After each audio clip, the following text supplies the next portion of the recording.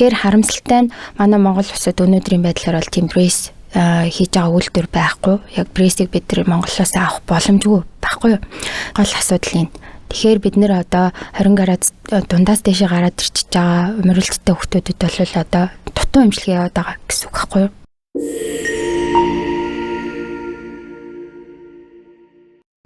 Сайн байцгаана уу ихэм сонсогчдоо. WeCare podcast-ийн манай удаагийн дугаар эхэлж байна. За өнөөдрийн манай зочноор интернет эмнэлгийн сэргээн засгийн эмчилгээний тасгын эрхлэгч Мөнгөн Тулэмж оролцож байна. За ингээд бидний урилгыг хүлээж авч энэхүү подкастт маань оролцож байгаад маш их баярлалаа. За бидний өнөөдөр ярилцах сэдв бол сколиозис буюу нурууны мөрөлт гэсэн сэдвээр ярилцах болно.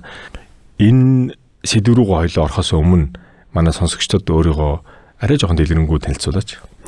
За сайн байцгаана уу? Өдрийн мэнд хүргэе. Намайг Мөнгөн Тул гэдэг сэргээн засгийн эмчилгээний их эмч байгаа. Интермед эмнэлгийн сэргээн засгийн эмчилгээний тасгын эрхлэгчээр ажилладаг.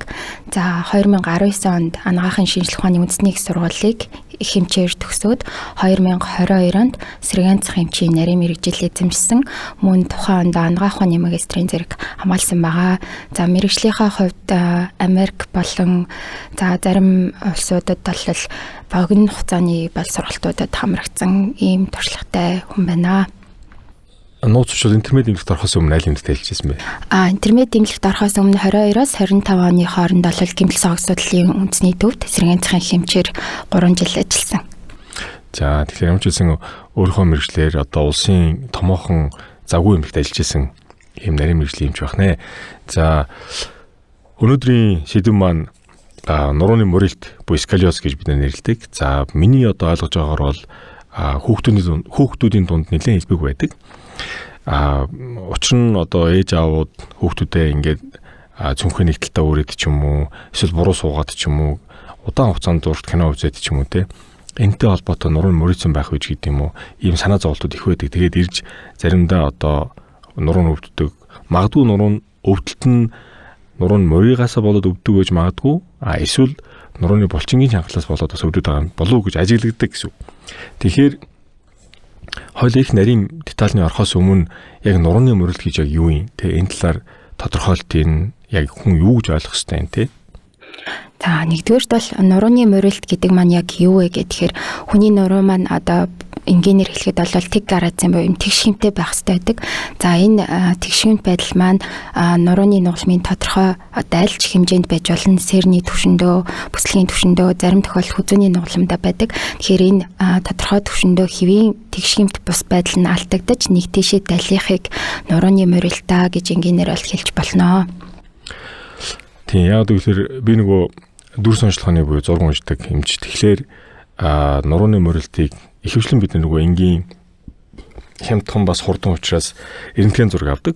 Тэгээ тэрэн дээр нуруу ингээ хажуу тийшээ баруун тийшээ юм уу эсвэл зүүн тийшээ ингээ мөрийдэг. Тэрийг бид нөгөө яг одоо жоохон мэргэжлийн хэлийг орлоо хэлэх юм бол кобын өнцөг гэдэг ийм хэр их өнцөг үүсгэж мөрөөсөн байна гэдэг нь хэмждэг л дээ. Тэгэхээр яг сэргээн засгийн эмчийн хувьд нурууны мөрөлттэй хүүхдүүдтэй хэр их одоо тулгардаг вэ? Онцлогоог яаж хийдэг вэ? За яг сүүлийн COVID-19-с ерөөхдөө хойшоо илт одоо манай сэргээн засгийн практикт одоо ингээ ажиллаа гэдээ явж хахад илүү анзаарч байгаа зүйл болохоор нурууны мөрөлтийн тохиол огцон бол гинт ингээд ихссэн. За өдөр тутам ингээд бусад шалтгаанаас илүү мориж орж ирсэн тохиолдлууд нэлээ. Эсвэл одоо өөр хөлөө үзүүлэх гэж орж ирээд нурууг нь бид нар ингээд бүх бие үзлэг хийдэг учраас үзэхэд мөрөлттэй байх ч юм уу тий. Тэгэхээр ер нь бол сүүлийн 2-3 жилд бол өсрөнгөө нэмэгдсэн гэж хэлж болно. За ялангуяа жингээ илүүдэлтэй за та түрүүнд дурдлаа өсвөр наснд илүү түгээмэл тохиолдоод байгаа юм шүү гэж. Энэ бол үнэн өсвөр насны буюу яг олон улстай бол 9-өөс 15 насны одоо өсвөр насныхан бол илүү түгээмэл тохиолддог гэж авч үздэг. Тэгэхээр энэ насны хүүхдүүдийн хувьд сүүлийн жилүүдэд нурууны мөрөлт бол маш их хэмжээгээр нэмэгдэж байгаа. За бидний яг сэргээн засгийн мэргэжилтнүүдийн хувьд бол бид бүхэн бие махбодын үзлэг онцлогоо. За үнэхээр энэ маань бол нурууны мөрөлтийг бол ерөөхдөө уг нь онцлох скрининг хийх бол уг нь маш амархан.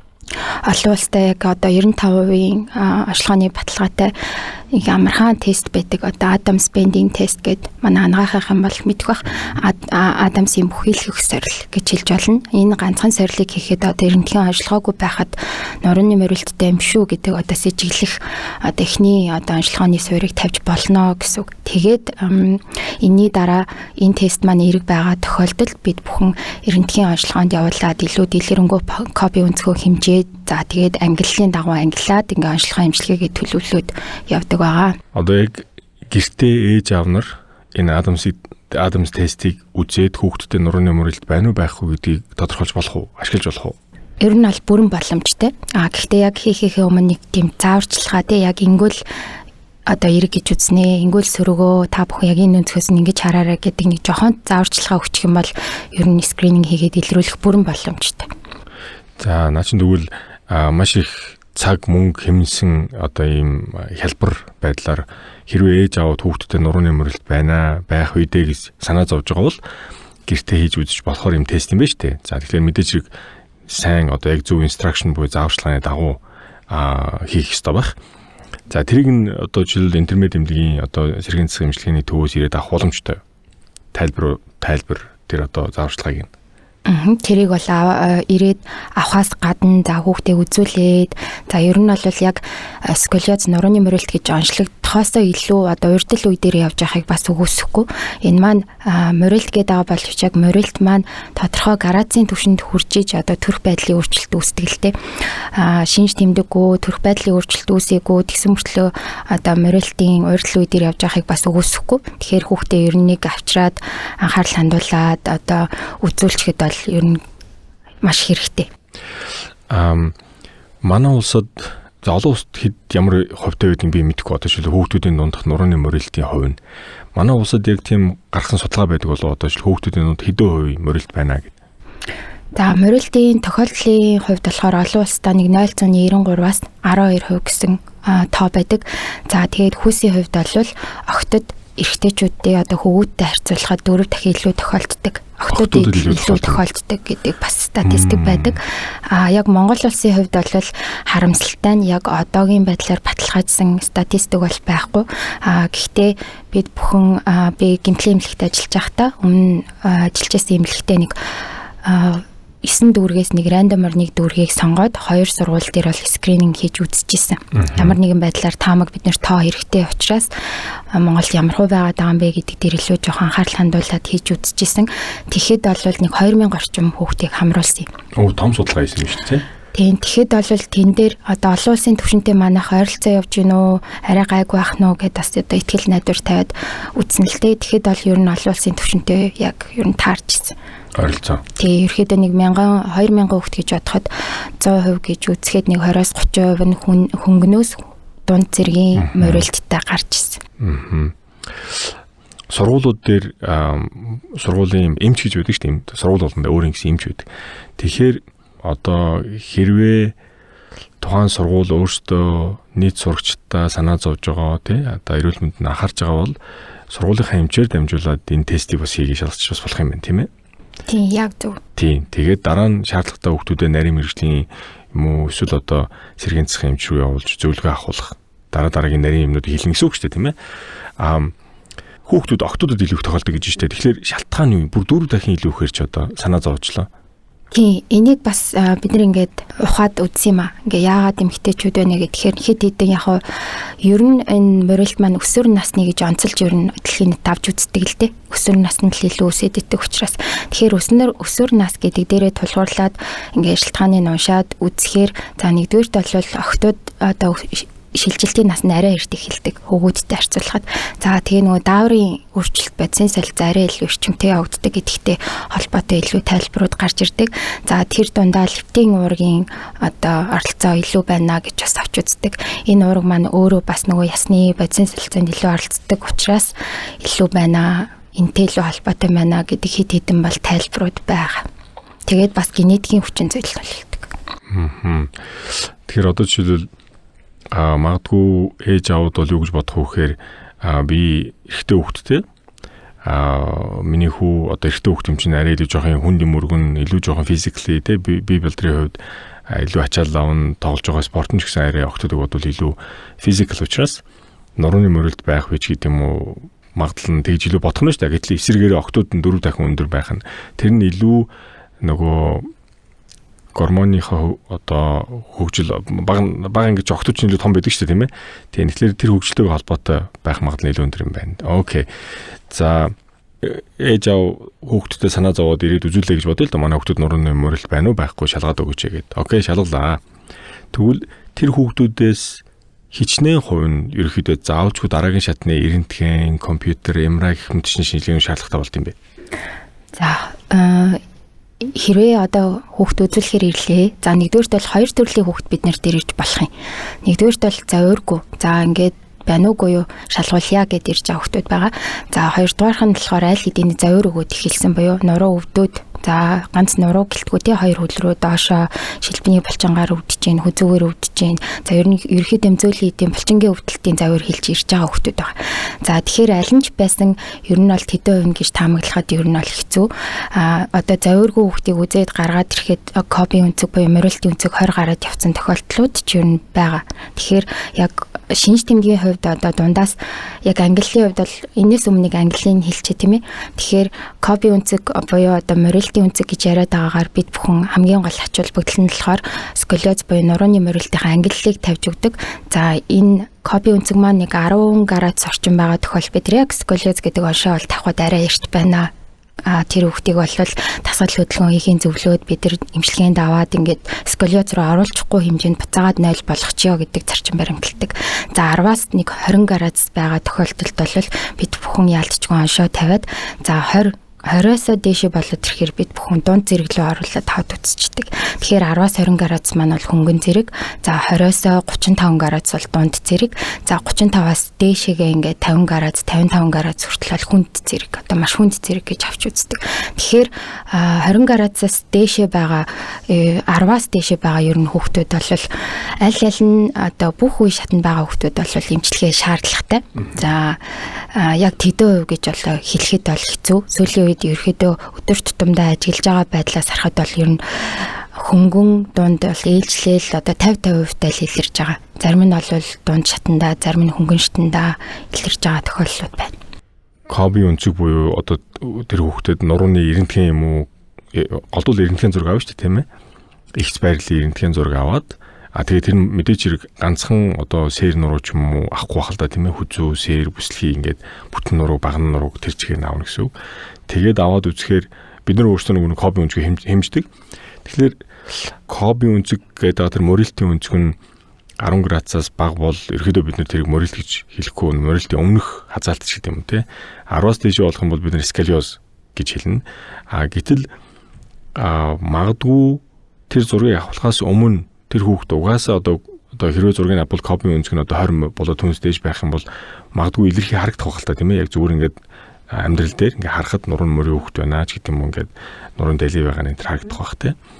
Гэтэл их сонирхолтой юм нь юу вэ гэхээр заримдаа нэг хүүхдүүд маань санамсаргүй онцлогдоод эсвэл нурууны мөрийн мөртлөө өөртөө зовиргүй учраас ээж аав нь тоодгүй ч юм уу өөртөө зовиргүй учраас хүүхд учраас гүгээд байдаг. Энэ тохиолдолд яах ёстой юм бэ? Тэр хүүхдийг эмчлэхгүй бол тэр нурууны мөрөлд өшөө нэмэгдэх үү? За шинж тэмдгийн хувьд хизээ илэрч гардаг вэ гэдгээс эхлэе. За ерөөхдөө бол дунд зэрэгээс дээшээ буюу 20 градусаас дээшээ болж иж ер нь бол илэрхий одоо зүгээр ингээ гаднаас харахад одоо бүтцийн өөрчлөлт харагддаг болдог. За үүнд бол нэгдүгээрт одоо дээрээс хүмүүс нуруу гэхээр зөвхөн нурууг нь харна гэж ойлгож иж магадгүй. Хэдүүлээ дээрээс нь эхлээд одоо хүүхдээ бүх биеийг нь харах хэрэгтэй гэсэн үг. За нэгдүгээрт бол хүүхдийн чинь ингээд 2 мөрөн дээр доор. За тэгээсээ харах юм бол нэг тал руугаа илүү дайлж суудаг. За тэгээд цаашаа доошоо үргэлжлүүлээд харах юм бол 2 арцгийн дээр доор. За өшөө сайн харах юм бол 2 өвдөгний байрлал дээр доор. За ингээд хөлийн уртын зөрүүтэй ч юм уу. Ерхийдээ нэг л хэвийн бус юм бүтцтэй харагдах юм бол одоо энэ шинж тэмдэг илэрч эхэлж байгаа гэсэн үг. За ер нь бол нэг 20 градусаас дээшээ бол шинж тэмдэг өгөөд эхэлдэг. За 30-аас дээшээ 40 орчим те. Тэгээд ер нь хүнд зэрэглүү ороод ирэхээрээ бүр хүндрлийн шинж тэмдгүүд нь цээж цээжний деформац үүсэх. За ийм шинж тэмдгүүд нэлээд илэрхий ажиглагдаж эхэлдэг. Тэгээд бас хамгийн бидний айх ёстой зүйл болохоор хүмүүс яг нөгөө зөвхөн нурууны мориултын чинь ингээ нэг амь насанд халгүй гэл ер нь нэг айх айдас ер нь харьцангуй бага байдаг л та олон нийтийн дунд. Гэхдээ 30-аас дээш градус болоод за хүнд төвшинлөө ороод ирэхээрээ за миний түрүүн хэлсэн одоо деформац эмцээжний хэлбэр галбар өөрчлөгдөд ирэхээр дотор эрхтнүүдээ шахаад эхэлдэг. За ингэснээрээ зүрх за уушиг амьсгалын талаас бол өөрчлөлтүүд өгч эхэлдэг. Хүүхд чинь ингээ жоохон газар алхахаар амьсгаад за цээжээр ингээ дэлсээд байна. Зүрх орчим өвдөлттэй. За бачуураад байна гэдэг ч юм уу тийм ээ амьсгал зүрх судасны талаас завирууд хэлээд эхэлдэг. Тэгэхээр бидний хамгийн гол одоо энэ подкастын одоо гол санаа гэх юм бол хүүхдэд тийм хэмжээнд хүртэл байлгаж бид нэр хүндрүүлэх хэрэггүй. Энэ бол эмчилгээтэй одоо хэвэн болох боломжтой юм зүгээр л бүтцийн өөрчлөлт байхгүй. Яг нэг өвчин эмгийг энэ бол өвчин гэж хэлэхээс илүү энэ бол зүгээр өөрчлөлт байхгүй. Тэгэхээр тийм хэмжээнд л хүрэхгүй байх хэрэгтэй гэдгийг л эцэгчүүдэд уриалмаар байна.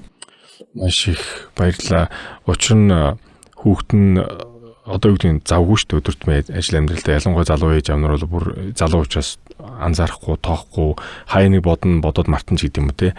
Тэгэхээр голдуу нөгөө эмээ өвнөр санаа зовдөг шүү дээ ингээд ач холбогчтой. Тэгэхээр хэрвээ ямар нэгэн байдлаар тухайн өсвөр насны юм уу жоохон хүүхдэд нурууны мөрөөр сэжиглэж байгаа бол одоо сэргийн цах төвдөр мөн интермедийн одоо сэргийн цах эмчилгээний тасаг дээр авчир үзүүлчихэд буруудах юм ерөөсөй байхгүй. Хоёрдугаарт нь энэ хүүхдүүдэд одоо сэргийн засах хэмжлэгэн дээр ирлээ. Окей, за тэр нөгөө хобби өнцгөө хэмжлээ. Хэр их хүнд хүн дунд зэргийн мөрөлт байгаа гэдгээ тодорхойллоо. Тэгээд яг одоо интермедийн сэргийн засах хэмжлэгийн тасаг дээр юу хийх вэ? Ямар хэмжлэг хийх вэ? Нэгсдээ мислийн бус хэмжлэг гэсэн үг шүү дээ, тийм ээ? За үндсэн эмчилгээний тактик болохоор хөнгөн дунд зэрэгтэй байгаа хүүхдүүд бол мислийн бус аргаар эмчлэх заалттай. За мислийн бус арга гэдэг маань үндсэндээ бол сэргийн засах эмчилгээ хэлж байгаа. За хүнд буюу 35-аас дээшээ градустай ийм урилттай хүүхдүүд бол мислийн эмчийн зөвлөгөө аавна. За тэгээд ер нь бол мислийн эмчилгээ дэлхийд дахинд байдаг, Монголд бас хийгддэг. Тэгэхээр мисцлийн хувьд бол мисцэлтэй юм байна штэ гэж бас санаа амарч юус болохгүй. За мисцлийн хувьд бол энэ маань одоо нурууны нугалмуудыг тэгшлэх зорилгоор гаднаас металл имплант суулгадаг, одоо олон тооны имплант суулгадаг маш хүнд одоо ийм мис ажилбар байдаг. Монголд бол маш цөөхөн хийгддэг. Одоохондоо бол бүх эмнэлэгт бол хийгдэх тийм боломж байхгүй байгаа. Тэгэхээр бид бүхэн аль болох одоо нөгөө мислийн бус арга дээр анхаарал хандуулах шаардлагатай. За мислийн бус арга буюу сэргийн засах эмчилгээ за манай яг интермед эмнэлгийн сэргийн засах эмчилгээний тасгийн хувьд бол манайх яг тухайн хүүхдийн завир одоо тухайн нөхцөл байдалд нь таарсан эмчилгээнүүдийг санал болгоно. Хүүхэд болгон одоо шал өөр одоо явцтай байх жишээ тий. Тэгэхээр жишээ нь бол булчингийн өвдөлт өгөөд эхэлсэн байгаа бол бид бүхэн цахилгаан эмчилгээ одоо яг дотроо ямар төрлийн эмчилгээг нь сонгох нь уу. За тэгээ хөдөлгөөнцөл эмчилгээ бол номер 1-т орж ирдэг. За сэргийн засах эмчилгээнээсээ гадна тэр хүүхдийг бол бид бүхэн ямар нэг юмар заавал хичээллэхийг зөвлөдөг. Энэ сэргийн засах эмчилгээ бол ерөөсөө одоо энэ хүүхдийн морилтын нэг хэсэг нь л гэсэн үг. Тэгэхээр тэр хүүхэд сэргийн засах эмчилгээндээ ингээ хянуулаад байнга бид нартай ингээ холбоотой явна. Энэ дээр хийж байгаа манай дээр хийж байгаа дасгал хөдөлгөөн, сколиозим тусгай дасгалууд хийж байдаг л та. Олон улсад одоо улс болгонд нэг өөр техникүүд байдаг. Одоо жишээ нь Германд бол Шротийн аргаар, Германы Шротийн арга гэхээр одоо манай сэргийн засахын сайн мэддэг баг. Одоо яг морилтыг засдаг, амьсгалтай хосолсон тусгай арга ч гэдэг юм уу те. Ер нь бол арай тусгай дасгалууд хийгддэг. Тэгэхээр заавал хөдөлгөөнцөлжийн хяналтанд бол эмчилгээнд явах шаардлагатай. Сэргийн засахын эмчийн хяналтанд байх шаардлагатай гэсэн үг. Ингээд явахынхаа хажуугаар бид бүхэн заавал ямар нэг юмар хичээллэхийг санал болгодог. Яагаад тэгэхээр морилттай хүмүүс маань ихэнх нь одоо хөдөлгөөний дутагдaltaй яг таны хэлдгээр хичээлээгээл одоо ингээд жоохон суугаа болцсон, суугаа амьдралын маягтай юм хүмүүс байж таарад идэг. Тэгэхээр олон улсын яг удирдамжтай болохоор за энэ сэргийн засах эмчилгээний дотор ер нь бол баг бассейн хамаарагдаж явдаг. Яг энэ морилтын тохиолдолд дэр гэсэн. Бассейныг бүр ингэ эмчилгээний нэг төрөл болгоод оруулсан байдаг. Усан эмчилгээ гэсэн. Зүгээр яг саяны хэлсэн дээр нь мартахаас өмнө юм асуучих. Яагаад гэвэл нэлээд олон эмнэлгийн ажилчид хүртэл өөрсдөө ялгааг нь мэддэггүй нэг юм нэр томьёод яваад байгаа. Сэргийн засах дээр жишээлбэл сэргийн засах эмч байна. За эмчлэр бүгдээ ойлгож байгаа. Гэтэл хөдөлгөөн засалж, хөдөлмөр засалж, жудо терапист энтергээд ингээд гэтэл өөр мэргэжлийн усуд байгаа байхгүй юу? Эдний ялгааг хэлж өгөөч. За нэгдүгээр сэргээн засахын баг гэж нэг юм олон мэрэгчлэлтийн нэг баг байгаа. За тийм таны хэлгээр сая сэргээн засах эмч. За сэргээн засах эмчийн үндсэн үүрэг бол за үргэлжлүүлэгчийг үзээд сэргээн засах эмчилгээг төлөвлөх, за менежмент хийх одоо гол үүрэгтэй гэсэн. За хөдөлгөөн засалж 2 дугаарт орж ирж байгаа. Хөдөлгөөн засалч нар маань болохоор ерөөхдөө энэ бие физиолог булчин одоо шүрмсийг илүү одоо техникийн хувьд одоо хүмүүс яг сэргээн засах эмч хөдөлгөөн засалч хоёр гэхээр бас ялгааг нь явах байгаа дээр би нэг л одоо үйлбэрээр жоохон тайлбарлах гэдэг үзье гэж бодож байна. За сэргээн засах эмч бол клиникийн онш тавьдаг бол хөдөлгөөн засалч нар бол физикал онш буюу бие махбодын гэсэн үг тийм. Бие махбодын онш тавьд одоо бүтцийн онш тавьж тэрэн дээрээ эмчилгээ хийдэг одоо ийм ялгаатай гэсэн үг. Тэгэхээр ерөөхдөө арай ялгаатай. Одоо дасгал хөдөлгөөн илүү нэг эмчилгээний дасгал дээр суурилсан булчин үе холбоосыг яаж сайжруулах уу, ямар асуудал байгаа гэдэг дээр хөдөлгөөн засалч нар илүү ажилладаг гэсэн үг. За дараагийнх нь нэг мэрэгчлэлтэн бол хөдөлмөр засалч нар байгаа. За хөдөлмөр засалч гэхээр за англиар болохоор occupational therapy буюу ахуй засалч гэж бас монголоор хэлээд идэг. Одоо жишээ нь харуултаа үнийг хийдүүлээд төсөөлөх юм бол харуултаа өн эргээд харуулсны дараа энгийн амьдралд орох шаардлагатай. За тэр гар хөлний хөдөлгөөн, тохой мөрний хөдөлгөөн дээр нь за хөдөлгөөн засалч нар маань ажиллаа гэж бодоход тэр хүн эргээд яаж хоолоо идэхээ мэдэхгүй, гарны жижиг булчингууд ажиллахгүй, за амруугаа халбагдаж чадахгүй, таны мэдгүй үйл ажиллагаа алдагдaltaй бол гэх мэт. Тэгэхээр тэр хүнийг энгийн амьдрал руу, ахуй амьдрал руу нэргээд оруулдаг хүмүүсийг хөдөлмөр засалч. Тий. Тэр байтугай одоо нөгөө суултуурын хүртэл яаж байх уу, яаж тохируулах уу, яаж энэ дээр таях уу гэдэг зөвлөгөөг нь хүртэл бол өгдөг баг. Хөдөлмөр засалч нар. За жудо терапистийн хувьд болохоор манад ашуус дээр бэлтгэгдэж байгаа. За илүү нөгөө нэг Япон суурьтай илүү мануал терапи дээр суурилсан юмнууд байгаад идэг. Яг бас уламжлалтын эмчилгээтэй бас жоохон андуурагдаад идэг. Уламжлалттай хамаарагддаг боловч илүү техник нь Японтай хамаатай байна. Яг бас яг манай сэргээн засахад 100% гэж юудаг учраас бас би бас буруу ярьж иж магадгүй. Окей. За одоо миний ойлгосноор бол илүү одоо Япон техник ашиглаж Япон школоор явж байгаа гарслаар ингээд эмчилгээ үзүүлж байгаа ийм мэрэгчлэлтний хэлэх юм байна тийм ээ. За одоо ингээд маш олон салбар болгон ингээд төрөлжөөд нарийсаад ингээд заримдаа тэрний хордог гүйцэхгүй шүү дээ. Одоо жишээлбэл яг энэ мэрэгжлийн хүн юу хийдэг юм бэ гэдгийг гүйцэд ойлгохгүй. Эмч гэдэг ганцхан ерөнхий нэртэл байгаад байдаг. Гэтэл нөгөө эмчнэр маань ахаад дотор нэг одоо нарийн мэрэгжлийн эмч нь одоо ахаад 4-5-аас 10 дахин салаад явцсан. Тийм. Тэгэхээр эмнэлгийн биш хүмүүсийн хувьд бол бүр их одоо ойлгомжгүй санагдана гэсэн үг шүү дээ. За буцаад нөгөө нурууныхаа мөрөлт рүү хоёлоо эргээд орё л та тий. Тэгэхээр нурууны мөрөлт гэдэг онш тавигдлаа гэж бодъё. За одоо харьцангуй хөнгөн зэрэгтэй байлаа гэж бодъё. Тэгэхээр нурууны мөрөлтийн одоо оншилгоо эмчилгээний яг ийм төрөлцсөн төв гэж юм байна манай улсад. Тэрийг ингээд оншилдог, дараа нь ингээд мэслийн бус байдлаар эмчилдэг. Эсвэл мэс заслан оруулаад ч юм уу. Яг өнөөдрийн байдлаар харамсалтай тийм төв Монголд байхгүй байна. Мэс заслыг бол гэмтлийн эмнэлэг дээр бол түр гэмчнэр нутагшуулаад ер нь бол жилдээ нэг цөөхөн тохиолдол хийгээд явж байгаа. Яг сэргээн засахын сколиозын төв гэж одоогоор бол байхгүй байна. За тэгэхээр харьцангуй олон улсын стандарт биш олон улсынхаа одоо тэр статистиктэй ойролцоо байна гэж шүү дээ манай Монголын те. Тэгэхээр бас тийм ховор биш байгаад байгаа байхгүй тэр хувийн ингээд аваад үзэхлээр. За тэгэхээр хэрвээ сколиоз гэдэг онш тавигдах юм бол тэрийг үндсэнд нь мэслийн болоод мэслийн бус гэд хоёр үндсэн аргаар эмчлэх юм байна. За тэгээд харьцангуй хөнгөн юм уу дунд зэргийн одоо мөрөлттэй байх юм бол мэслийн бус илүү сэргээн засах аргаар эмчлэх юм байна. Тэгээд тэр нь яг сэргээн засах эмчилгээний арга нь бол яг эмчилгээнийхаа нэг хэсэг нь байх нь байна. Тэрнээс гадна ээж аваас нь тухайн хүүхдээс нь зөндөө одоо амьдралын хэв маяг, спорт янз бүрийн юмнуудыг оруулах, өөрчлөх тиймэрхүү юмуд давхар явж иж ингээд үр дүнд нэлээд урт хугацааны болох гэдэг шүү дээ тийм ганцхан жилийн ч юм уу тийм биш юм шиг байна те. Ганцхан удаагийн эмчийн зөвлөгөө ч юм уу 2 удаагийн бариадсал биш байна шүү дээ те. За тэгэхээр их тууштай байх хэрэгтэй юм байна гэж ойлголоо. За өөрөө түрүүнд дурдсан шүү дээ одоо жишээлбэл Америк болоод бусад улс орнуудад богино хугацааны сургалтууд таврагдчихсан гэдэг. Тэгэхээр би яг одоо танаа мэргэжлийн хүн учраас сайн хэлж мэдэхгүй байна. Дэлхийн улс орнууд дотроос яг энэ сэргээн засах нөгөө rehabilitation гэж хэлдэг шүү дээ. Энэ сэргээн засах талдаа илүү өндөр хөгжсөн улс орн нь аль байдаг вэ?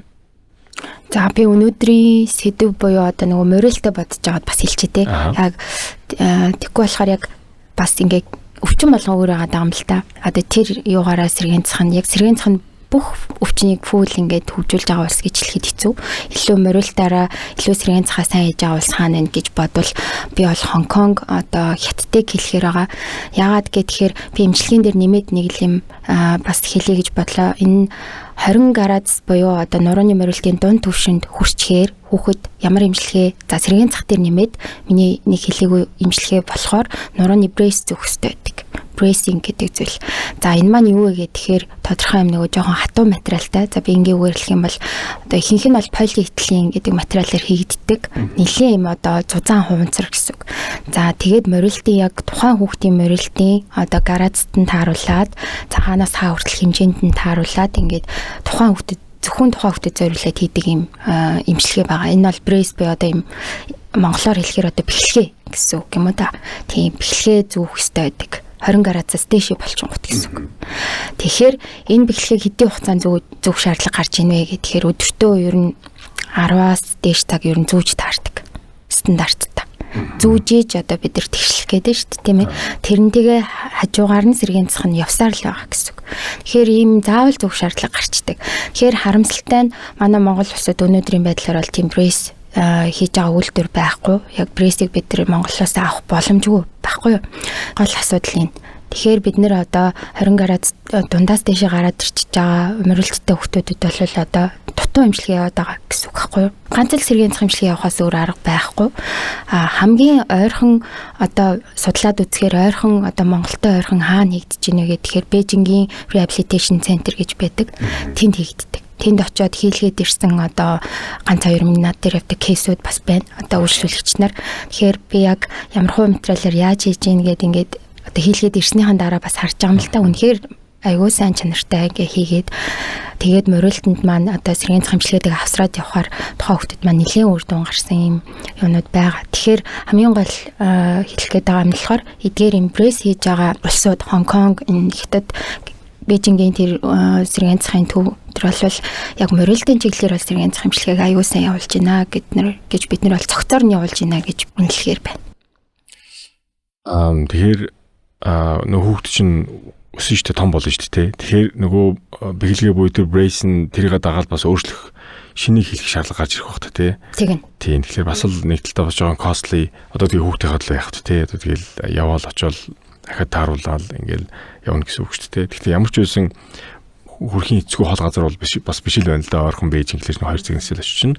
Одоо тэгээд богонор бас явчих болно шүү дээ. Төмөр замаар явчих болно тий. Окей. За тэгвэл тэр брейсик буюу бэхлэгийг зүүх нь бас эмчилгээний үр дүнд нэлээд сайн үр дүнтэй байдаг юм байна. Хажуугаар нь эмчилгээ, сэргийн цах эмчилгээний явах юм байна гэж ойлголоо. Тэрнээс гадна хэрвээ хүүхдэд нь түрүүн яг дурдсан гэмтлийн эвлэг дээр түркүүтэй хамтарч одоо мисл хийдэг гэдэг. Тэгэхээр тэр чинь ингээд урт төмөр ингээд род гэж хэлдэг шүү дээ. Ингээд бэхлэнүүд ингээд нурууны нулимтаар ингээд хадаад шүртөө явчихдаг шүү дээ. Тэгээ тэрийг ингээд чангалаад ингээд тэгшлээ явдаг. Тэгэхээр тэрийг бол одоогор бол гэмтлийн эвлэг хийж байгаа юм байна. Түркүүд энэ дээр тусалж байгаа юм гэж ойлголоо.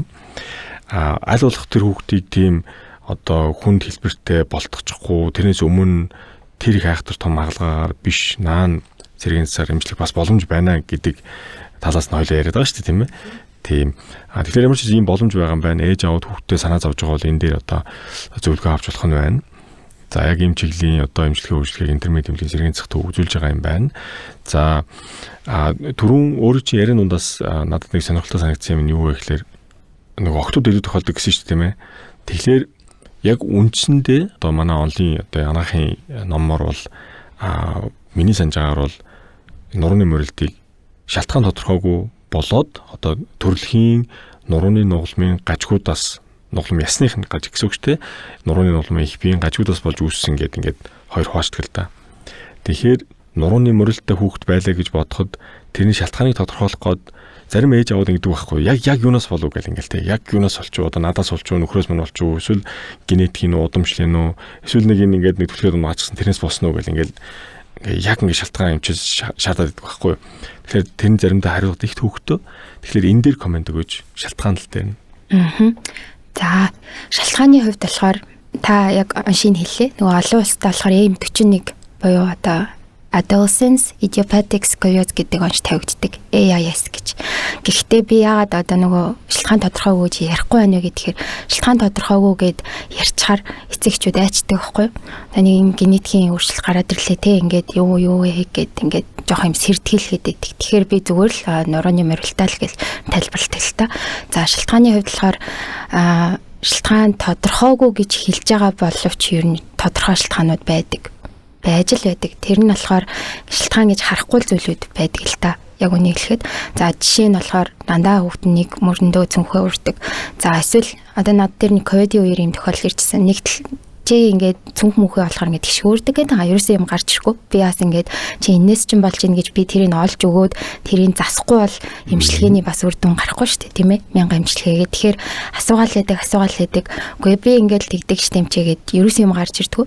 Тэгээд асуугаад байсан чинь манай хүн нэг талаараа бодон дээр дандаа хөвтөж зурагт үздэг байсан байгаа. Нэг талаараа л хөвтөд идэх ерөөсөө. Тэрийгээ бид хоёр ингээд хайж явсараад олсон. Тэгэхээр энэ бол шалтгаан байхгүй юу? Яг үнэ. Тий. Тэгэхээр эдгээр нэг юм зуршил гэх юм уу те нэг юм тогтсон дадлууд бол айгүйх нөлөөлдөг. За нэг хөлөө ачиж суух байна. Энэ бол бас сүүлийн үед хүүхдүүдэд айгүйх ажиглаж байгаа. Нэг хөлөө л ачаад байвал нэг талын арцаг өргөгдөөл. За нуруу маань нуруу болоо л гэлдэг гэсэн. За нэмээд за энэ дадлуудаас гадна яг уу судалгаа энтрээс харахаар эрцийн дутагдлууд бас орж ирдэг. Энэ дээр бол кальц за сүүлийн үеийн зарим сонирхолтой судалгаануудаас селен орж ирээд байгаа. Тийм селений түвшин бага байх нь бас нөлөөлт юм байна гэдэг юм. Тэгэхээр би ер нь бол яг уу ингээд зориод ирж байгаа үнэхээр шалгах шаардлагатай хүүхдүүдтэй бол ер нь эрцийн наад захын энэ 3 эрцээ бол чеклчдэг одоо шалгуулт гэсэн үг. Дутуу цусны шинжилгээ гэсэн үг тийм үү? Тийм. Цусны шинжилгээгээр шалгаад дутуу байгааг нь л ерөөхдөө нөхөд бидрээ зөвлөж явчихдаг гэсэн. Юугаар нөхөө, хоол хүнсээр нөхөө, эсвэл нэмэлт одоо селений бэлтгэл уулах уу? Селений тохиолдол бол Монголд харьцангуй сүүлийн би нэг хүн жоохон нөгөө дундаас дэшээ ч юм уу хүүхдүүдээр ер нь зөвлөж селенийг шалгуулж байгаа. Тэрнээс наад зах юм бол нэг кальцтэйгээ шалгаалаад илүү түгээмэл учраас тэгээд хэдий хэмжээний түвшний дутагдaltaй байна гэдгийг харж агаад ер нь уулахаар байна уу, яхаар байна, хоолны дэглэмээрээ зохицуулагдахаар байна уу зөвлөөд ер нь явдаг байгаа. За тэгээд шалтгаан дээр нэмээд эдгээр шалтгаанаас гадна одоо бусад өвчний тохиолдлуудаас хоёр төгчөөр үүсэх тохиолдлуудыг бид нар бас ярихгүй өнгөрч болохгүй. За энэ бол ихэнхдээ бас мэдрэлийн булчингийн тогтолцооны эмгэгүүд байна. Саас ажлууд, за хүн дэлбэрийн эмгэгүүдээс удаан одоо хөдөлгөөн хязгаарлагдсан байдалтай тэрнээсээ болоод ингэж хоёр төгчөөр одоо бүтцийн өөрчлөлт үүсэж байгаа. Ялангуяа нөгөө CPD хүүхдүүд маань бас моригаад ирдэг тохиолдлууд түгээмэл байдаг. Миний хувьд нөгөө зураг уншдаг юм ч учраас бид нар бол ихэвчлэн мэдээж хэрэг нөгөө зурган дээр морилтын өнцгөө хэмжин mild, moderate, severe байна гэдэг тодорхойлно. Тэрнээс гадна нурууны нуглам яг яс талаас төрөлхийн эмгэг байна уу те одоо заримдаа нөгөө нурууны нуглам нэг тал нь байхгүй ч юм уу хөгжөөгүй те төрөлхийн эсвэл аль нэг талд угаа налаад намссан одоо эргээхий хэлбэрийн ч байдаг юм уу hemivertebra ч юм уу butterfly vertebra ч юм уу ингээд янз бүрийн шалтгаанууд бас байдаг. Зарим тохиолдолд одоо бүслэхийн нурууны аль нэг нуруу нь доошогоо ууцны нуруутайгаа адилхан хэлбэртэй ч юм уу уусны нуруу дээшээ бүслийн нуруутайгаа адилхан хэлбэр дүрстэй болсон ч байдаг юм уу эсвэл ингээд нэмэлт сэрний нуруутай илүү хавиргатай ч байдаг юм уу гих мэтчлэн ингээд бид нар бол одоо мэрэгжлээсээ болоод өөрийнхөө харах илрүүлэх ёстой юмудаа хийж байгаа гэсэн үг шүү дээ. Энэ бол эргээд одоо нэгтгэгдээд базагдаад та эдгээр очих гэсэн үг шүү дээ. Одоо зэрэгэнцэх эмчтэр. Тэгээд онш тавигдаад шалтгаанаа олоод яг үнэхээр одоо төрөлхийн нуруу нуглам ясны бүтцийн өөрчлөлт байна уу? Хөгжлийн асуудал гажиг байна уу? Эсвэл зүгээр л амьдралын хэм маягаас болсон төрөний өөрчлөлт дурдсантай адилхан ийм одоо буруу суусан хөвцөнтэй холбоотой асуудал байна уу гэдгээ ялгах нь айгүй чухал тийм ээ. За тэгэхээр энэ бүхэн бол өөрсдөө чинь хийгдээд тэгээд эмчилгээний асуудал яригдах нь шүү дээ. Өөр одоо санаанд ороогүй шалтгаан тийм тохиолдол байсан уу? Тий, шалтгаан дээр яг уу ирж байгаа онцлогж байгаа тохиолдлууд маань яг ингээд морилтай шалгуулъя гэж ирэхээс илүү хоёр дэгчээр л ирж байгаа л да. Тэр маань юу гэсэн үг гэхээр хүүхдийн эмчид цээжээ шагнуулж агаад морилттай юм шүү гэд явуулсан. Тан дээр одоо сэргийн зах эмчд үзүүлэрэй гэж ирсэн. Тэгээ бид нэр мэдлээ гэд одоо гинтийн цочирдож ирж байгаа тийм тохиолдлууд аяг байдаг. Өөр зүйлийг үзүүлэх гэж явж агаад дандаа тэгж орж ирж байгаа. Тэгэхээр та хэдийг одоо би энэ подкастыг сонсож байгаа хүмүүсийг бол яг ингээд өөр юмар гинт хідүүлээ мэдхээс илүү зүгээр та одоо очиод тэ хүүхдийнхаа нурууг нь тэмтрээд эсвэл урдаас нь хараад нэг тэгшин зогсоогоод яг ингээд зориод морилт байна уугүй юу гэд нэг өөрөө өөртөө хараасаа гэж бас дамжлан хүсэж байна. За тийм тэгээ шилтгаан дээр мөн нэмээд таны хэлж байгаачлан генетик удамшлын шилтгаанууд бас дурддагддаг. Гэхдээ нөгөө бид эд дээр яг генетикийн энэ шилтгаантай нурууны морилт гэлтэй яг онцлогдолт их нь бас харьцангуй бага учраас манай талаас одоо аль илүү нөхцөл байдлыг харах уу тэрийг яг таны хэлгээр хараад л оршлоо дэмжлээд явна да. За баярлалаа. Тэгэхээр подкастыг сонсож байгаа ээж аав нар хүүхдийнхаа нуруу далийн мөрөө байна уу гэдгийг айгу хурдхан шиг нэг шалгах боломж одоо гарах гэсэн үг ч тийм. Тэгээд завгүй ажлынхаа хажуугаар хүүгээ ч юм уу охиноо ч юм уу нэг тэгшин зогсоогоод мөрөн өндөр нам байна уу, далийн мөрөө байна уу, хөл гар нурт байна уу, богино байна уу тийм гэдэг ч юм уу одоо өвдөгсгий одоо нэг төвшөнд байна уу, өндөр нам байна уу гэдэг юм уу. За ингээд шалгаарай ээж аав хүүхдүүдээ. Тий. Дараагийн над нэг юм сонирхолтой байгаа юм нь юу вэ гэхээр яг энэ нурууны морилт талаар эмчнэр өөрсдөө бас нэг тийм мундаг нарийн мэдлэгтэй байдаггүй. Түрүүн бол ингээд өөрөө чинь хэллээ шүү дээ. Одоо ингээд ихэнх тохиолдолд яг нурууны морилт байна байхгүй гэдгийг хэлээд өгөөч гэж үзүүлэх гэж орж ирэхээс илүүтэйгээр хоёр дэгчээр өөр шинжилгээнд дээр санамсаргүй байдлаар өөрт чинь нурууны морилт байгаа юм шүү гэдэг юм одоо болгоомжлол юм уу ажиглагдаад тийм зурган дээр ч юм уу эсвэл шинж тэмдгээр ч юм уу. Тэгэхээр нурууны морилт байхгүй мөртлөө хүмүүс яадаг үгээр нөгөө амьдралын хэм маяг буруу суудаг янз бүрийн шалтгаанаас болоод булчингийн чангалаа их хүсдэг тийм. Тэгээд аль нэг талдаа булчин ингэж чангарчаараа нөгөө тал руугаа одоо нуруунд жоохон хазаагаад ингээ морин юм шиг харагддаг. Бас нэг юм одоо хуурамч морилт гэж хэлэх юм уу? Одоо тийм байдаг. Иймэрхүү юм хэрэг тохиолддог бай. Ерөнхийдөө бол бас түгээмэл бол гэж хэлж болно. Яг энийг одоо нөгөө нугалмын шилтгаантай морилтөө одоо нөгөө зөөлөн эдийн шилтгаантай төр зөөрийн морилтөө гэдгийг ялгаж онцлдог нь одоо тэр хамгийн амархан тест гэдэг Адамс Бендинг тест л те. За тэрийгээ суулгаад үздэг, зогсоогоод үздэг. За жишээ нь сууж байгаа тохиолдол үзэхэд өөр, за зогсож байгаа тохиолдол үзэхэд өөр байвал за энэ бол юм яг 100% сколиоз биш ээ. Энэ бол төр зөөрийн булчингийн шилтгаантай байна. Ингээд далил төр зөөрийн далилтай байна гэх мэтлээ. Бол ялгаа онцлох бол боломжтой. Тэгээд морилтон дээр хүүхэд гэж хоёлаа өнөөдөр яриад байгаа. Гэхдээ би бас нэмж хэлэх юм нь насанд хүрчид бас ер нь ирж байгаа. Насны хувьд бол ер нь дэшээ 20-оос дэшээ насныхан бол морилттай онцлогдож байгаа тохиол бас нэлээд их гарч ирж байна. Бүр дандаа хөлийн уртын зүрх үүсэж орж ирж байгаа. Тэгэхээр хөлийн уртын зүрх үүсчээд орж ирж гин гэдэг маань тэр хүн морилттай удсан байна л гэсэн үг. Гой доошогоо түнх за өвдөг за тэгээд ингээд хөл бүтэн хөл урт богино болж ийн гэхээр удсныг илэрхийлж байгаа. Яг наатан дээр чинь ингээд нэг юм асуумар санагдаа явчлаа. Тэр нь юу вэ гэхээр нуруу ингээд дуурдаг шүү дээ ингээд. Тим одоо бариацл хийдэг хүмүүс байдаг шүү дээ. Нуруу дараад ингээд татад зулгаагаад ингээд так гэдэг ингээд дуурдаг. Хөл нь урт богино байхлаар тэрийг бас ингээд татаад ингээд яг тэр хүний эмчилгээ хийхээс өмнө ялдаж байхгүй л урт богино байснаа эмчилгээний дараа адилхан тэнцүү болчдөг. Яг энэ эмчилгээнд дээр одоо зөвлөгөө өгч нуруугаа тачигтал дуурайх хан зүг юм уу? Мөн одоо хөлийн урт богиныг тим хурдан тэгээд ингээд янзж байгаа нь зөв эсвэл дээрээс нь эхлээд нурууны морилтыг шалгах ёстой юу? За одоо нөгөө тактик гэж дугаар блок гаргадаг барайны хавьд их маргаантай. Бас би тэр барайг яг ингээд хийдэг хүн биш учраас бас одоо мэдгүй юм ярьж магадгүй. Гэхдээ энэ бол яг 100% эмчилгээ бол биш. Тэр маань болохоор яагаад ингэж ер нь ингэ дуурдаг вэ? Тэр чинь нөгөө нуглам завсар байгаа мөгөөрсийг ингэ хүчээр наашин цааш нь ингэж хөдөлгөж байгаа л хөдөлгөөн байхгүй. Тэгээд мөгөөрсний чимээ гарч байгаа тагтаг гэд яг хоо миний бодлоор яг мөгөөрсийг ингэж хүчээр механикаар одоо хөдөлгөөд ингэж дуу гаргаснараа мөгөөрс маань хажуу авийн мэдрэлээ төр зур одоо даардаг. Ингэхээр нөгөө хүнд маань ингээд жоохон тэр хэсэг газар нөгөө мэдээ алдаад нэг тийм гоё болдог юм шиг би бол тэгж ойлгосон. Би бас яг гаргуулж үзээгүй. Тийм. Тэгэхээр бас тэр хөлийн уртын зөрүүн дээр нөгөө бариулаад тэгшрээд байгаа гэж бас яг над дээр одоо ирж байгаа кейсүүдээс бариулж тэгширж ирсэн гэдэг кейс бол юу тохиолдоогүй.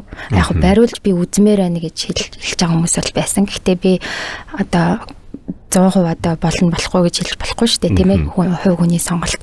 Гэхдээ энэ маань бид нар юуг л бодох хэрэгтэй вэ гэхээр үндсэн шалтгаан маань нурууны нуглан моричаа тэндээсээ болоод бүтцийн өөрчлөлт өгöd байгаа ямиг тэр нэг удаагийн байраагаар ингэж тэгшлэх бол ямар ч юм шинжлэх ухааны үүднээс бол боломжгүй юм аа. Яг хөө төр зур тэгшэрсэн юм шиг юм байдалтай булчин ингээ хүчээр сонгож байж болохын магадгүй. Гэхдээ энэ бол төгс одоо 100% урт хугацааны одоо юм буцаад тэгшэрж байгаа гэдэг ойлголт бол биш шүү. Тэгэхээр та яг л одоо хэдүүлээ имчилгээгээ хийгээл одоо өөрөөр нь одоо хөдөлгөөнцөл манай сэргийн имчилгээ чи илүү нөгөө актив имчилгээ гэж явдаг байхгүй. Барай бол илүү пассив.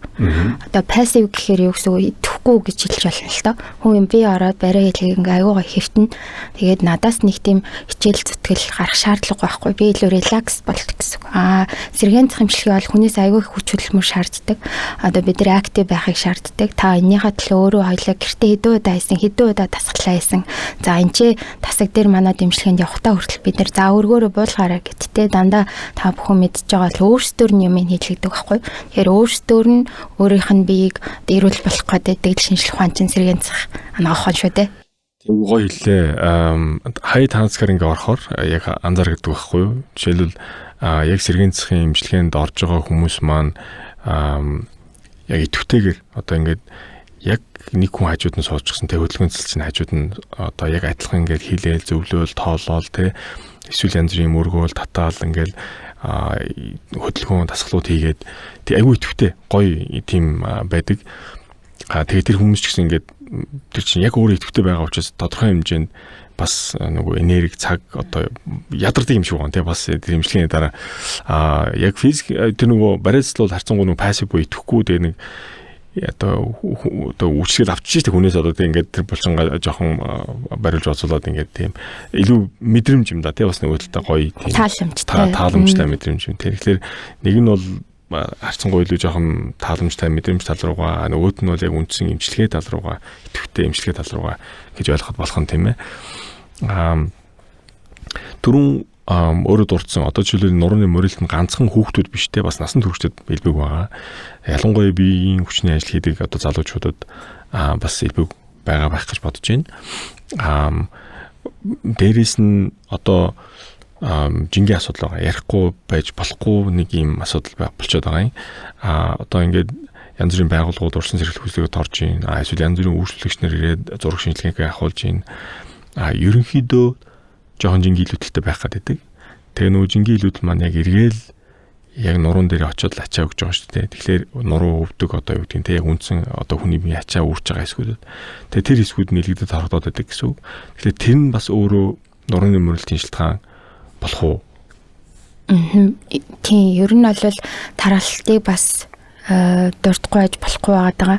Нэлийн түгээмэл тэрэн дээр тархалт дээр нэмээд суугаан амьдралын маягтай бол ерөөсөө тэгэл нуруу өвдөх бол цаг хугацааны асуудал болчиход идэг.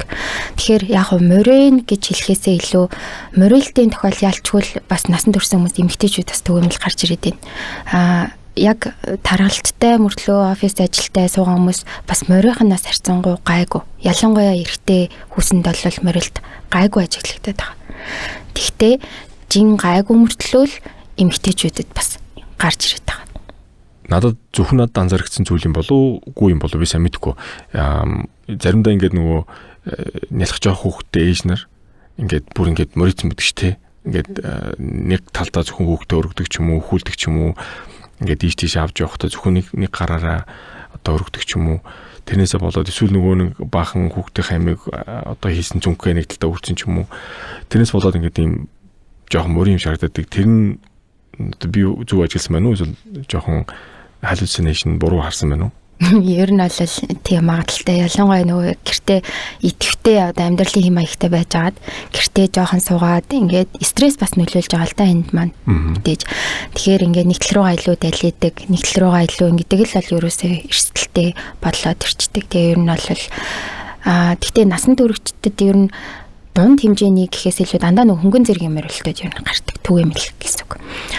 Тэгээд морилтон дээр насан турсан хүмүүс дээр гол анхаарах юм нь болохоор ингэж хэлж ороод идэг л да. Зөвхөн нөгөө сонирхолтой байдлаар хэлэхэд асуухаар хөдөлгөөний дутагдал байхгүй гэдэг гайгүй.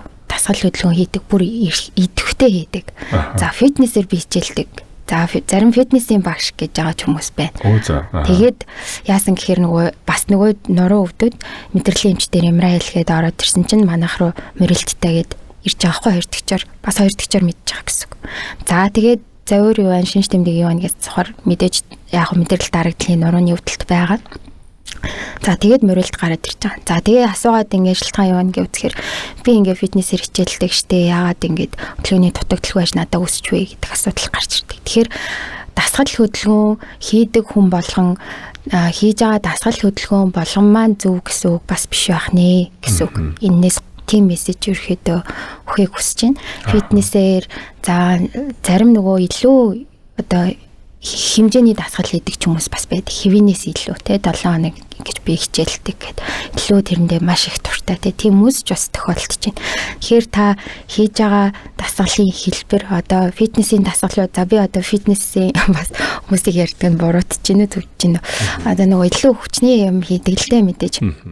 Ялтчгүй. Гэхдээ нөгөө pressure буюу юм даралт өгдөг илүү дасгалууд байдаг гэж би хардаг. Ер нь фитнесийн дасгалуудыг харахаар тэгэхээр нуглам дээр аягүй юм нөгөө даралттай юм хүчний дасгалууд ирээж таарад идэг. Тэгэхээр уг нь нөгөө дасгал хийгээл ингээл те далны таталт энэ төр ингээл squat ингээл аягүй хийгээд идэг. Гэтэ эсрэгээр нуруунд дээр нөгөө нэг ачаал үүсгэсэн байдаг.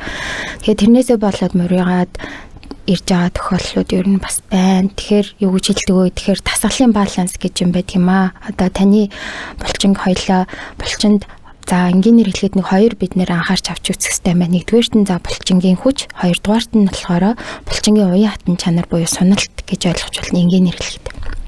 Тэгэхээр фитнесийнхэн бол дандаа та фитнесийн дасгал хийгээд идэг бол дандаа л хүчин дээр төвлөрөөд идэг гэсэн. Хүч бол ингээ үзэхээр аягүй сайн. Одоо 5 оноо байх ёстойгоос 5 оноо байдаг. Гэхдээ булчингууд маань ингээ жоохон богиносцсон. Уян хатан чанарыг болцсон байдаг гэсэн. Тэгэхээр дасгалын төрлийн бид нар ямар үед нь ямар дасгал явах уу гэдэг нэг тийм баланс байх хэрэгтэй болж таарад байна л та. Тэгэхээр тэр хүмүүсийг би төр зур хоёлоо жоохон одоо юм хүчний юм а болий. Одоо юм даралт өгöd байгаа юм а болий. За эсрэгээр нь хоёлоо сунгах юмнууд явъя те. Татлах ч гэдэг юм уу, турникнес зүгт итгэж гэдэг юм маш энгийн те. Тэгээд нэмээд сонголтын дасгалууд явах шаардлага гарч идэг. Тэгжээж нөгөө нуглам хооронд мэдрэл дарагчаад байгаа бид нар ингэ жоохон зэн зай гарах гэдэг байхгүй. Тэгэхээр ер нь дасгал хийн гэд одоо энийг сонсч ээж магадгүй хүмүүс дасгал хийх л ястай байна гэд юу ч хамаагүй бас хийх хэрэгтэй гэсэн үг ш. Энэ бол тэнцвэр бас чухал байгаад идэг юм аа. Тэгэхээр бас нөгөө тухайн хийж байгаа дасгалынхаа техникийн асуудлаас ахна тэ зөв буруу хийж байгаа ч юм уу давтамж нь тэ хэд олон байна уу арай жоохон байна уу гэдэг юм их олон бас тэрний балансыг олох бас жоохон нюансны асуудал шүү дээ тийм байна. Окей. За тэгэхээр магадгүй нөгөө personal trainer бас хэрэг болж магадгүй те. Одоо ч олон улсад дэлхийд эрүүл мэндийн салбарыг гэмчин илүү нөгөө personalized буюу яг тухайн хувь хүн чиглэсэн тухайн хувь хүний онцлог тохирсонд харуулсан ийм одоо дасгал хөдөлгөөн эмчилгээр ингээд явчлаа шүү дээ те. Тэрэнд нь AI туслаад ингээд явчихж байгаа гэсэн.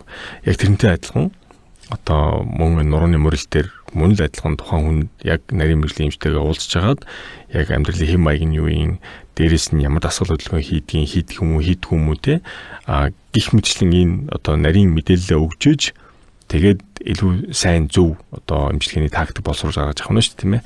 Окей. За сэргийн засах дээр ялангуяа сэргийн засах эмчилгээнд дээр спортын ангаах ухаан гэдэг нэг юм байгаа шүү дээ. Спортын ангаах ухаан ялангуяа одоо энэ мундаг идэвхтэй яг тамирчид байна шүү дээ. Одоо яг ажил амьдрал мэргэжлийн тамирчин хүн те.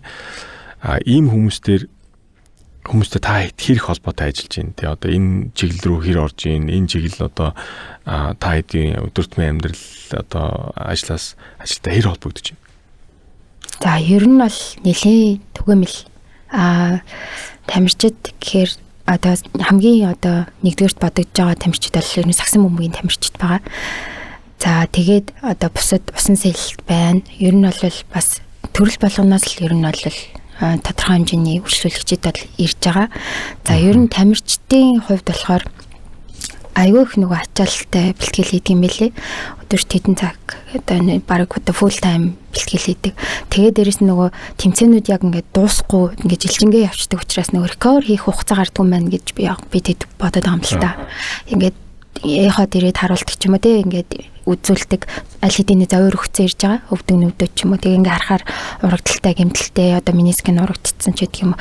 За хоёул эмчилгээнд явъя гэхээр л одоо за ингээ тэмцэнтэйгээд яг recovery time ерөөсөө бас ийм завсралхтай гардгүй тамирчдад маань бас эргээд сэргэх хугацаа гарахгүйгээр дараагийн нөгөө тавтан гэмтэл үүсээд байх нөхцөл болоод идэг. Тийм тал бол байгаа. Одоо нөгөө спортын ертөнцид бол би сайн мэдэхгүй л дээ. Тэгээ гэхдээ яг спортын ертөнцид бол нөгөө тамирчин гэдэг чинь бол хамгийн үнцэнтэй л хүн шүү дээ тийм ээ. Тэгэхээр нөгөө тэр тамирчныг тойрол одоо нөгөө том бизнес нь явж байгаа шүү дээ. Тэр тамирчин нэр хүндтэй сайн чадварлаг бол тэр хэмжээгээр өндөр салингаа аван тэр хэмжээгээр тухайн баг амжилттай байна ч гэдэг юм уу.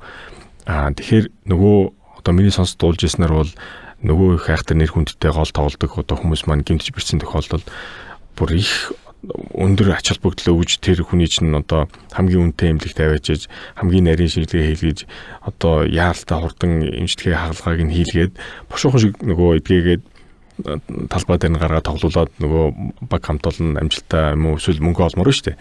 Тэгэхээр яг энэ чиглэлээр манай спортын багууд спортын саксны одоо өөр юу гэдэг волейболын одоо усан спортын ч гэдэг юм уу бүх чудаач гэдэг юм уу хэр их энэ чиглэлээр тамирчидтай анхаарал хандуулж таадтай холбогдож ажилладаг вэ?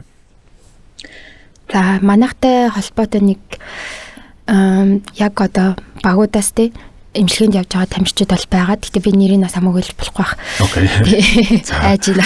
За тэгэхээр ер нь эмчилгээнд явж байгаа. Яг айгүй нэг хурдан хугацааны үр дүн л хүсээд идэг л та. Тий, тамирчид маань өөрсдөө ч тэр гэхдээ тамирчдын хувьд ер нь сэргээн цахим мэдлэг маш өндөр болсон. Ер нь энгийн ард иргэд за баг одоо муухан одоо тэмчээс илүү одоо сэргээн цахим мэддэг болсон. Тэгээ нь өөрсдөө айгүйх нөгөө гимтэл бэртлээ уншдаг ингээд мэдээлэл авдаг. Тэгээ интернетээс search хийдэг. Баг одоо өвдөний бүтэц центрийн анатомийн баг бүгдийг мэддэг болсон. Тий одоо миний минискин гिचлээ гэдээ орж ирдэг. Тэгэхээр бол тамирчид нэгдүгээрт аюух мэдлэгтэй болсон. Маш их одоо сэргээн цахин талаар мэдээлэлтэй болсон. Энэ бол маш том давуу тал. За тий хоёрдугаар жоохон одоо хэцүү байгаа зүйл нь аюун хурдан хугацааны л үр дүн өсдөг нь. Одоо 20 жил жишээ нь ингээд хоёр өвдгөн дээр огт recovery хийхгүй ингэж ачаалал авч тоглож одоо ноости артритийн нэгдүгээр зэрэг болоод одоо миниск нь бүр ингээ илэгдээд за өөлүүлээд гимтээд урагдаад халгаанд ороод тэгцнийхаа дараа хурж ирээд хэдхэн хоногийн дотор би буцаж тоглох хэрэгтэй гэдэг юм хэлж орж ирдэг л дээ. Тэгэхээр яг цаашдаа ер нь ямар юм бэ гэхээр ер нь ингээд спортод хөл тавьж байгаа л бол та сэргээн цагтаа анханасаа ингээд завдлыг нь завсралдаг ч юм уу те одоо нөгөө тэмцээний завсралдаг ч юм уу шууд сэргээн цаг хаана те манайх руу ирээл за нэг үзүүлчих зовир байсан ч гэсэн үзүүлчих те энэ ямар нэг асуудал байна уу булчингийн те мас яаж ийн хүч яаж ийн те шалгуулаад за би хэд хоног амарч байгаа те юу хийх вэ яах вэ хөө нэг ингээд хурж ирээд хахад ер нь анханасаа ингээд нэг юм recovery time өгөөл тоглоол ингээд байх юм бол айгүй одоо зөв менежмент гэсэн үг. Тэгэхгүй 10-20 жил явсны дараа эргээд тэднийг одоо минискийг төлөвлөлдөг би өчигдөр л нэг интернетээс хараад лээж ин л та нөгөө биологи гэдэгт бүтээгдэхүүн шинээр гаргасан гэ өчигдөр л одоо дэлхийд яригдж шүү дээ. Минискийг өөр одоо ингээд шууд төлөвлөлждөг юм одоогор байхгүй байгаа яг хэдэн үний тарилга байгаа. Яад л PRP гэд. Тэгтэл тэр маань одоо яаж натурал одоо мөрсийг гүцэх үү? Тийш дээ. Одоо хүн яг өөрийнх нь байглаасаа исэн ориг анатомийн бүтцийг бол гүцэхгүй орлуулах юмнууд бол байгаа бах. Гэхдээ яг 100% тэр нөгөө хүсэж байгаа үйл ажиллагаа функцийг гүйцэтгэх үгүй юу гэдэг чинь өөрөө бас эргэлзээтэй тийм ээ. Тэгээ тэр эмнэлгийн шинээр гаргаж авч байгаа юмнууд чинь тухайн үедээ дуу шуугантай ингээд гарч ирж байгаа ч гэсэн тэр чинь олон жилийн хугацаанд ажиглагдаж хэрэглэгдэж үр дүн танигдана. Тэгэхээр их төвхтэй тийм ээ. Тэгэхээр өөр чинь хэлж байгаа санаа бол надад маш их таалагдлаа. Учир нь юу вэ гэхээр ялангуяа одоо энэ спортод ялангуяа мэрэгжлийн спортод хөл тавьж байгаа залуучууд ямар спорт байх нь сонирн биш тийм ээ. мэргэжлийн спорт хөлдөөж байгаа залуучууд бол эхнээсээ одоо угаасаа ингээд би ийм их ачаалтай physically ачаалт авах учраас эргээд над сэрэх хугацаа хэрэгтэй. Миний одоо mentally тэрнээс гадна physically те бас ингээд бие хаа маань эргэж сэрэх хугацаа хэрэгтэй. Тэгэхэд маань надад сэргийн засах нарийн мэргэжлийн эмчийн зөвлөгөө тусламж хэрэгтэй юм байна гэдгийг эхнээс нь олгоо авчвал урт хугацаанд тэр хүн бэртэл гэмтэл багтаа ч юм уу эсвэл бэртэл гэмтсэн ч гэсэн одоо зөв хурдан сэргээд олон жил тоглох амжилттай байх тэр их үс өрн тавьдна гэсэн үг шүү дээ тийм ээ. За өнөөдрийн миний одоо өөрөөс чинь асууя гэж бодод төлөвлөжсэн юмнууд бол ингээд боломжийн сайхан дэлгэрэнгүй байдлаар хариулагдлаа. Маш их баярлалаа. Өөрийнхөө цаг завыг зараад манай подкастт оролцсонд нурууны морилд тэрэн дундаа хүүхдүүдэд дээрэс нь одоо мэргэжлийн тамирчид үүсч болдог эрсдэл дээрэс нь одоо яаж уншилдаг, имжилдэг анаахын нарийн дэлгэрэнгүй мэдээлэл өгсөнд их баярлалаа. За сүүлийн минутыг өөрт чинь үлдээ. Яригдаагүй, дурддаггүй хэлхийг хүсэж байгаа зүйл байвал. За баярлалаа. За тэгэхээр миний нэмж хэлхийг хүсэж байгаа зүйл л эцэг эхчүүд хүүхдүүдээ авчираад үзүүлж явахдаа бас нэг эмчилгээнд явах шаардлагатай хүүхдүүд бас нөгөө сая тамирчид шиг яадгүй гэдгээр хичээл намраагүй гэд нэлээ тэгдэг тохиолдлууд байдаг. Тэгээ нөгөө эмчилгээнд явах шаардлагатай ч явж чадаагүй. За ядаж чи нэг хэдэн дасгал заалгаад явдаа гэж явуулж байгаа хүүхдүүд надад нэлээд ирсэн. Тэгэхээр ийм хүүхдүүд ер нь айгүй олон байгаа байх. Тэгэхээр нэгдүгээрт хэдүүлээ скрининг хийж хүүхдээ морилтай юу гэдгийг тодорхойлох нь чухал. За хоёр шаардлагатай бол одоо ер нь 100 цаг болж байна. За хичээл сургууль амарж байна. Энэ үед нь жоохон юм цаг гарсан дээр нь хүүхдтэй эрүүл мэндэд нь анхаарад за байна уугүй юу те нурууны морилт тийм бид нар санаа зовхоогүй юу гэд нэг санаагаа амраачих хэрэгтэй. Окей, ингээд морилтг бол зүгээр та зөвлөгөөгөө аваад явчихна гэсэн. Тэгэхээр би тэдний чиглэл дээр илүү бодоод 6 сар маань өөрөө олон улсын сколиозыг таниулах сар гэж явдаг. Олон улсын нурууны морилтыг таниулах сар гэж ер нь олон улстай тэмдэглэгдээд ийм заншил болсон байгаа. Тэгэхээр энэ сарыг тохиолдуулаад манай интермед эмнэлгийн сэргээн цамжлагын тасгийн хамт олон маань бид бүхэн ярилцаа 6 сарын 21-нд интермед эмнэлэг дээрээ яг тасаг дотроо энэ нурууны морилтын өдөрлөгийг зохион байгуулахаар одоо төлөвлөлөөд ажиллаж байна. За тэгэхээр энэ өдөрлөгт ямар үйл ажиллагаа явах вэ гэхээр эмчийн үзлэг, за сэргээн цамжлагын үзлэг, онцлогоо шаардлагатай тохиолдолд эрдэнэтийн онцлогоо руу бид бүхэн чиглүүлээд өгнө. За тэгээд хөнгөн байгаа тохиолдолд бид бүхэн зөвлөгөө бүх тасгалын зааж өгнө. За эмчилгээ шаардлагатай үйлчлүүлэгчдэд бол эмчилгээний төлөвлөн, шинжилгээ өгөх шаардлагатайг шинжилгээний зөвлөөд өгнө. Одоо юм цогц үйлчлэгээ үзүүлэх юм. Нэг л өдрийг одоо хүүхдүүдэд зориулъя гэд манай цэцгийнхан бол шийдчихэд одоо бэлдээд байж байна. Тэгэхээр энэ өдөрлөгийг эцэгчүүд манай анхааралтай аваад хүүхдийнхаа төлөө хүүхдийн нэг ахстай өдөр байгаа. Тэгэхээр зориод аваад ирээрээ гэж хүсэж байна. Хүүхд чинь за өөргөө байсан ч хамаагүй бид нар үзээд те булчин бие махбод талаас нь одоо ямар нь яхаараа хөдөлгөөний төтөглөө нь юу байна вэ? Ер нь бол бүх талаар үзээ зөвлөгөө өгнө гэсэн үг. Тэгэхээр энэ өдөрлөг маань хүн бүхэнд нээлттэй. За зөвхөн хүүхэд гэж байгаа юм биш, өөрийгөө бас нөгөө морилттай гэж онцлогдсон ч юм уу тийм байх юм бол өмнөх онцлогоо зургнууд аваад ирж болно. Насанд хүрсэн хүмүүс бас ирж хамрагдаж болохоор байгаа шүү гэд мэдээллийн чанартай зүйлээр дуусгачих. Маш сайхан мэдээ байна, баярлалаа. Одоо ийм одоо өдөрлөгт би бол одоо юу гэж бодож суусан бэ гэхээр хүүгээ авчираад ирээд үзүүлэх хэрэгтэй юм байна гэж бодож суужлаа. 6 сар хэдэн гэсэн бэ? 6 сарын 21-ний Бямб гараг байна. 6 сарын 21-ний Бямб гараг танаас руу шууд гарна гэсэн үг үү? Тийм нөгөө өргөтгөлийнхаа шууд 6 давхар руу гарч ийн гэсэн. Өргөтгөлийнхаа 6 давхар. Эхлэх цаг дуусах цаг байгаа юу? Тийм тэр цагийг болохоор өдөрлөгөө төхүүлээд манай эмнэлгийн пэйжээр бол зарлчих واخа. Окей. За тэгвэл удахгүй сошиал медиад зарн тавьдаг явчих юм байна шүү дээ. За ийм сайхан гоё одоо нийт хэрэгтэй одоо сургалт өдөрлөг зохион байгуулж байгаад маш их баярлалаа. За ингээд өнөөдрийн манай подкастт хүрэлцэн ирж нурууны морилтын талаар дэлгэрэнгүй сайхан мэдээлэл өгсөн интермед эмнэлгийн сэргээн засах эмчилгээний тасгийн эрхлэгч Мөнгөнд Тул эмчтэй баярлалаа. За урьж оролцуулсанд баярлалаа.